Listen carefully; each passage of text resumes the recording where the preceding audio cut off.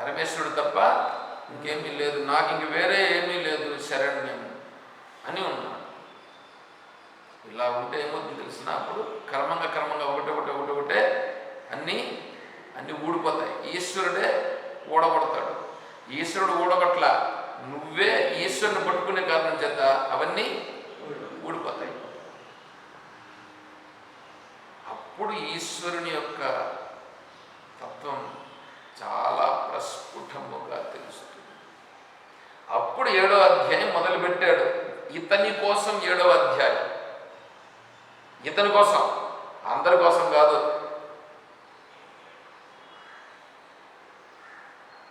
పెండ్లికి ఎంతమంది వస్తారు?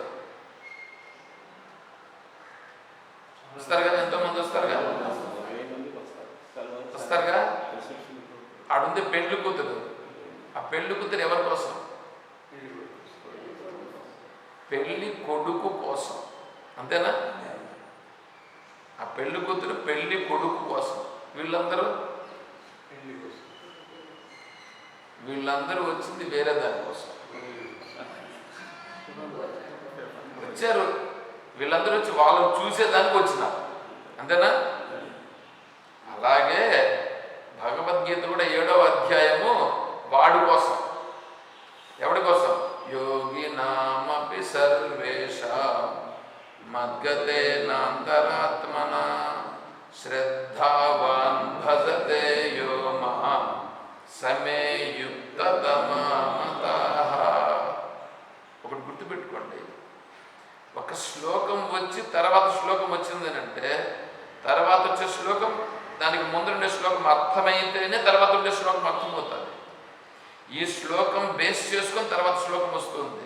ఇప్పుడు 6వ అధ్యాయం అయ్యింది అంటే 7వ అధ్యాయం వస్తుంది అంటే 6వ అధ్యాయంలో ఉండేదాన్ని ఎవడికైతే పట్టుకున్నాడో వాడికి ఇప్పుడు 7వ అధ్యాయం. 6వ అధ్యాయానికి రాకుండానే 13వ అధ్యాయంలో ఆత్మ అంటే ఎట్లా అన్నాడు, నాయన నేను 6వ అధ్యాయంలోనన్నా ఉన్నానా, కనీసం 3వ అధ్యాయంలోనైనా ఉన్నానా? ఏమంటే చూడండి,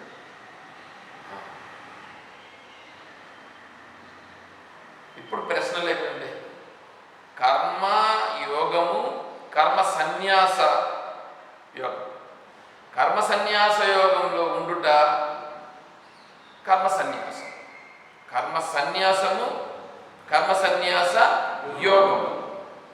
అడేమన్నాడు? సన్యాస కర్మయోగశ్చ నిశ్రేయసకరావుభౌ తయోస్తు కర్మ సన్యాసాద్ కర్మయోగో విశిష్యతే. ఏమండి? సన్యాస కర్మయోగశ్చ 5వ అధ్యాయం అండి. మన ప్రశ్న వచ్చింది కాబట్టి అమ్మగారు అన్నారు కాబట్టి దాన్ని నేను చెప్తున్నాను.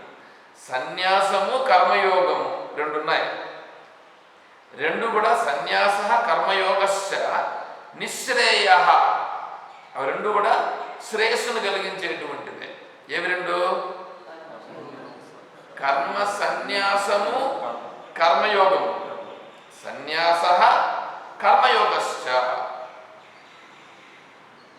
సన్యాస కర్మయోగశ్చ నిశ్రేయము. నిశ్రేయం అంటే మోక్షం కలిగించేది. సకర ఉభౌ, ఉభౌ రెండు. తయోస్తు, ఆ రెండింటిలో కూడా కర్మ సన్యాసాత్, కర్మను సన్యసించడం కంటే కర్మయోగం విశిష్యతే, కర్మయోగము విశేషమైనది అంటే గొప్పది. కర్మ సన్యాసము కంటే కర్మయోగము గొప్పది.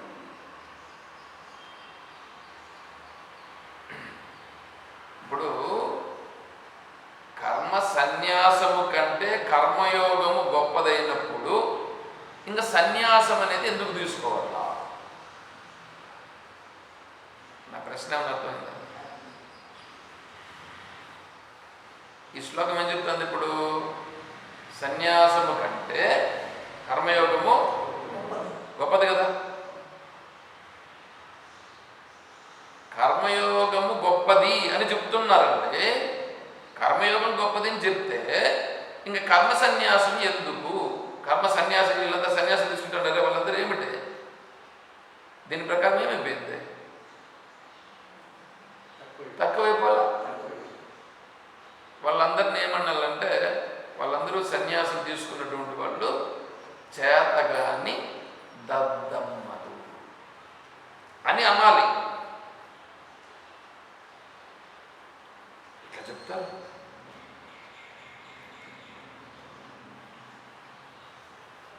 పైగా ఏమంటారు తెలిసిన, కర్మయోగో విశిష్టత అన్నాడండి భగవంతుడు. మేము భగవంతుడు చెప్పిన దాన్ని మేము ఆశ్రయిస్తున్నామండి, భగవంతుడు చెప్పిన దాన్ని మేము చేస్తున్నామండి. మంచిదే, చెయ్యి కాదండి. తయోస్తు కర్మ సన్యాసాత్, కర్మ సన్యాసము కంటే కర్మయోగో విశిష్యతే. కర్మయోగం విశేషమైనది. నేను నిన్ననే చెప్పాను. నిన్న చెప్పినటువంటి దానిలో మీరు ఒకటి గమనించండి. నేను బ్రహ్మచారిగా ఉండేవాడు చెప్పే విధానము,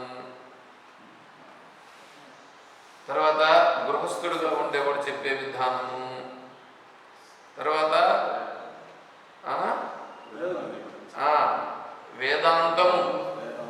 వేదాంతమును శిష్యులకు బోధించే వాళ్ళు, అంటే వాళ్ళ సన్యాసులు కాదు, సన్యాసులు కాకుండా వేదాంతమును శిష్యులకు బోధించే వాళ్ళు, తర్వాత సన్యాసం తీసుకుని లోక వ్యవహారంలో ఉంటూ బోధించేవాళ్ళు. ఈ 4 కేటగిరీలు చెప్పాను. ఈ 4 కేటగిరీస్లో వాళ్ళు నిజమైన సన్యాస స్థితిలో ఉన్నారా? నిజమైన సన్యాస స్థితిలో లేని వాళ్ళు చెప్పేటప్పుడు వాళ్ళ నుంచి ఏమొస్తుంది? ఇప్పుడు నా దగ్గర 1000 రూపాయలు ఉందండి, మీరు నన్ను అడిగారనుకోండి, ఎంతవరకు ఇవ్వగలుగుతాను? 1000 రూపాయల వరకు ఇవ్వగలుగుతాను. 1,00,000 రూపాయలు అడిగితే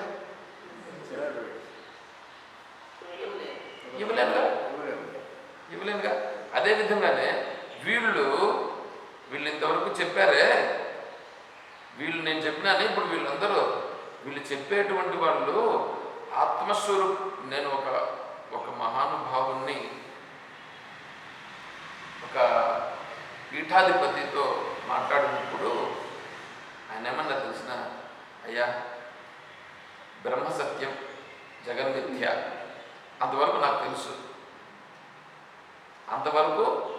తెలుసు, నేను చేయాల్సింది మాత్రము చేస్తా ఉన్నా, నేను చేయాల్సింది చేస్తా ఉన్నా, ఏమి జరిగితే అది జరుగుతుంది, ఈశ్వరుడు ఏమన్నా నడిపించుకొనిలే అని అన్నాడు అన్నమాట.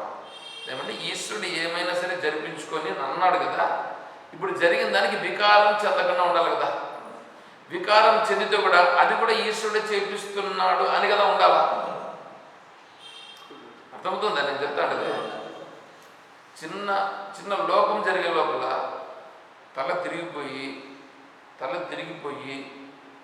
రూమ్లో కూర్చొని ఎవరిని రూమ్లోకి రానియద్దండి. నేనే ఆ రూమ్ దగ్గర కాపలా ఉన్నా.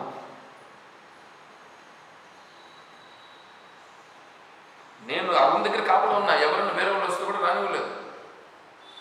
వేరే ఒక స్వామీజీ వచ్చారు, స్వామీజీ లోపలికి రానివద్దని చెప్పారు అని నేను చెప్పాను. నువ్వు ఉండవయ్యా అని ఆయన లోపలికి వెళ్ళాడు. లోపలికి వెళ్ళి అప్పుడు నేను కూడా వెళ్ళా, ఎందుకంటే మళ్ళీ ఆయన నన్నేమని అనుకుంటాడు. నేను పడుకొని ఉన్నాడు, తలకి అంతా పట్టుకుని తల నొప్పి పడిపోతాను.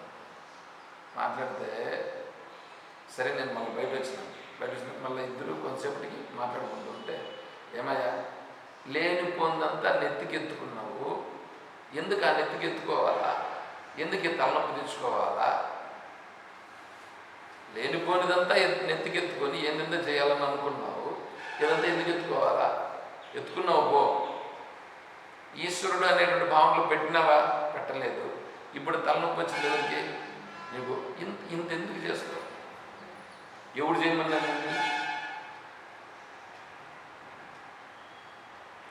అని అన్నాడు. సర్లే నీకు నేను కొద్దిగా ఏదో చేస్తానని చెప్పి ఏదో చేశారు. అవన్నీ ఇవి చెప్తే ఎలా ఉంటుంది చెప్పండి? ఒక పీఠాధిపతిగా ఉన్నటువంటి వాళ్ళు చెప్పింది నాతో ఈ మాట చెప్పారు, ఇది చేస్తా అనేది ఎట్లా ఉంది? విరుద్ధంగా ఉందా లేదా? చెప్పిన దానికి చేసిన దానికి విరుద్ధంగా ఉందా లేదా? ఎవరు ఎవరు?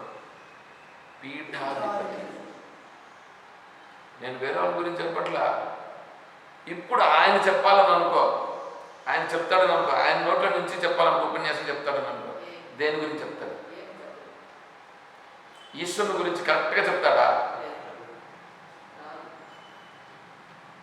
అంతా ఈశ్వరుడే చేపిస్తున్నాడు, అంతా ఈశ్వరుడే అనే మాట పలకగలడా? ఎందుకు పలకలేడు? ఎందుకు పలకలేడు చెప్పండి? అది అది ఆయనలో ఆ భావన లేదండి, ఆయనలో ఆ భావన లేదు. అందుకనే నేనేం చెప్పానంటే, నేను అలా పోదలుచుకోలేదు, నేను అలా పోదలుచుకోలేదు. ఎందుకంటే నాకు విజయమ్మ గారు మన క్లాస్కి వస్తారు. అమ్మగారు ఏం చెప్పారంటే, సార్ మీరు చెప్పిన దాన్ని నేను వేరే వాళ్ళని వినమని చెప్పి నేను ఫార్వర్డ్ చేశాను వాళ్ళకి అని అన్నారు. నాకు ఒళ్ళట్లే ఒక చెంపదెబ్బ కొట్టినట్లయింది నాకు. ఎందుకంటే నేను చెప్తున్నటువంటి దానిని వేరే వాళ్ళు కూడా ఫార్వర్డ్ చేస్తున్నారంటే అప్పుడు వాళ్ళు వింటారుగా, వాళ్ళు విని దాన్ని ఆచరిస్తారుగా. వాళ్ళు ఆచరిస్తారని అంటే, వాళ్ళు ఆచరించేటట్లుగా అమ్మగారు చెప్తున్నారని అంటే నేను ఎట్లుండాలండి? నేను ఎంత చెప్పాలండి? నేను అది చెప్పాలంటే నేను ఎలా ఉండాలండి? చూడండి ఎంత వస్తుందని. అది అంటే నేను ఎలా ఉండాలి అనేటువంటిది, అమ్మో నాకైతే ఈశ్వర పరమేశ్వర, నేను పరమేశ్వరుని ప్రార్థించాను. పరమేశ్వర, నేను నిజమైనటువంటి సన్యాసిగా ఉండాలి, అటువంటి శక్తిని నాకు ప్రసాదించు అని చెప్పి నేను ప్రార్థించాను. ఎందుకంటే నేను చెప్పేది అలా చెప్పాలి. అలా చెప్పకుండా పోతే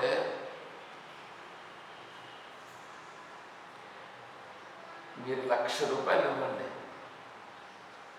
కూర్చోబెట్టలేరు.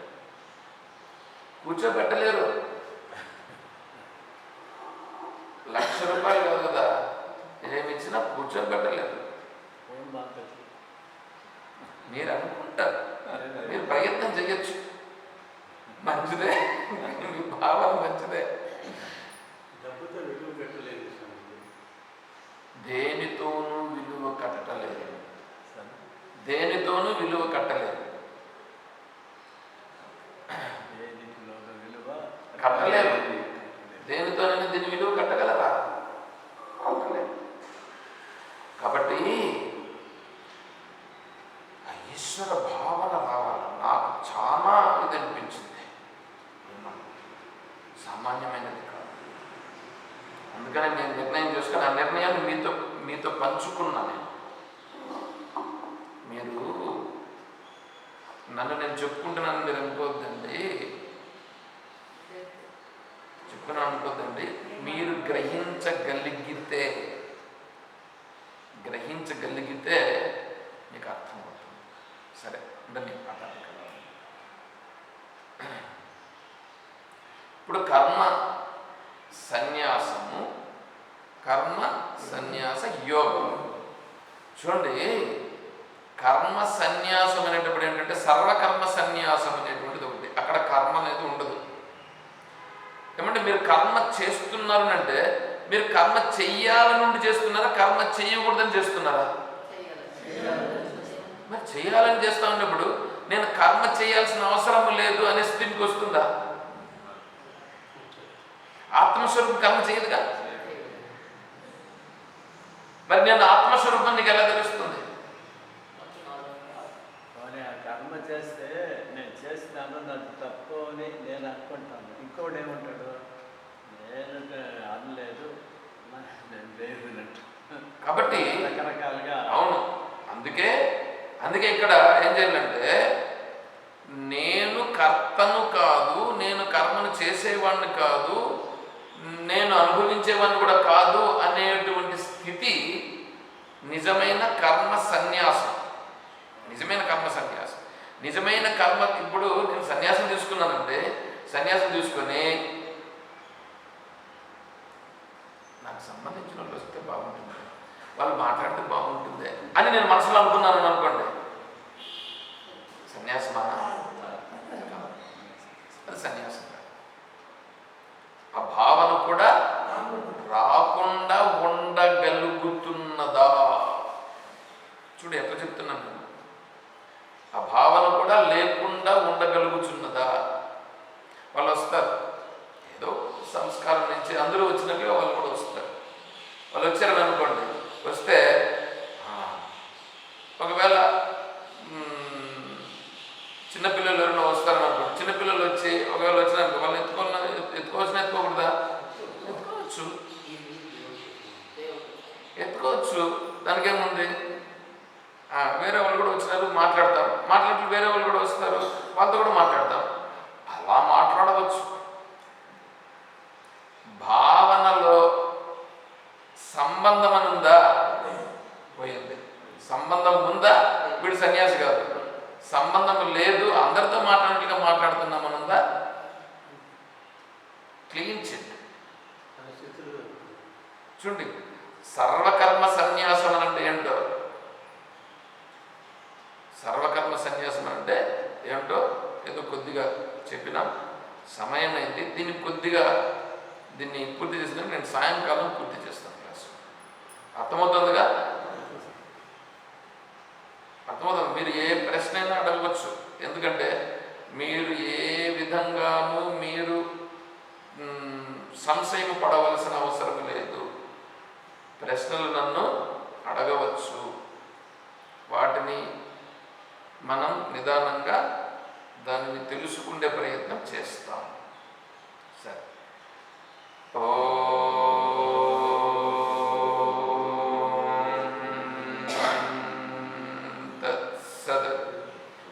ఓం సర్వం శ్రీ సద్గురు చరణారవిందార్పణమస్తు. ఓం జై బోలో శ్రీకృష్ణ పరమాత్మ కీ జై, బోలో గీతా మాతా కీ జై, బోలో భక్త మండలి కీ. హర నమః పార్వతీ పతయే. జై సీతా